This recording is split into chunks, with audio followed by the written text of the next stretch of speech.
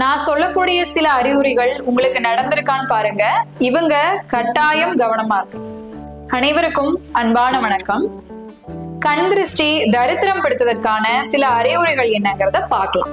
புதுசா வாங்கின இல்ல புதுசா போட்டிருக்கிற ஆடைகள் கிழிந்து போறது, கைக்கு எட்டியது வாய்க்கு எட்டாமல் போகுது, இப்போ வரிசையில ரொம்ப நேரம் நின்று கரெக்டா அருகில வரும்போது அந்த பொருள் தீர்ந்து போறது, இப்போ பேருந்துக்காக மணிக்கணக்கில் காத்திருக்கும் போது எதிர் திசையில பல பேருந்துகள் வந்து போறது, நம்மளுக்கு தாமதமாகிறது, பொருள்கள் அடிக்கடி தொலைந்து போறது, திருட்டு போறது, வீட்டுல கட்டுமானம் சார்ந்த வேலைகள் திடீர்னு நின்னு போறது, நம்ம பார்க்கவே வேண்டான்னு நினைக்கிறவங்க நம்ம எதிரிலேயே வர்றது, கணவன் மனைவிக்கு இடையில தந்தை மகனுக்கு இடையில திடீர்னு ஆகாம போறது, பாசம் குறைஞ்சு பகைய கொடுக்கறது, அடிக்கடி எதிரிகள்னால தொல்லைகள் வம்புகள் வந்துட்டே இருக்கிறது.